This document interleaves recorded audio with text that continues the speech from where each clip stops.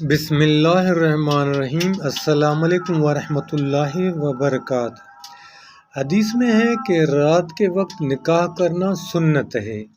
حضرت امام محمد باقر علیہ السلام کو اطلاع ملی کہ ایک شخص نے دن میں ایسے وقت نکاح کیا ہے کہ گرم ہوا چل رہی تھی، تو آپ علیہ السلام نے فرمایا، مجھے گمان نہیں ہے کہ ان میں آپس میں محبت و اتفاق ہو۔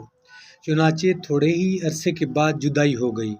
اور حضرت امام جعفر صادق علیہ السلام فرماتے ہیں کہ جو شخص قمر در عقرب میں نکاح یا شادی کرے اس کا انجام اچھا نہ ہوگا۔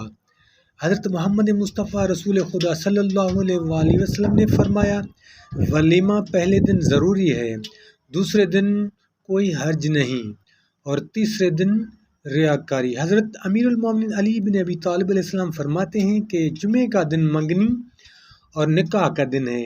یہ بھی جان لینا چاہیے کہ نکاح میں لوگوں کو بلانا، ان کو کھانا کھلانا اور عقد نکاح سے پہلے خطبہ پڑھنا سنت ہے۔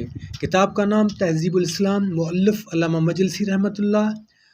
والسلام علیکم ورحمۃ اللہ وبرکاتہ۔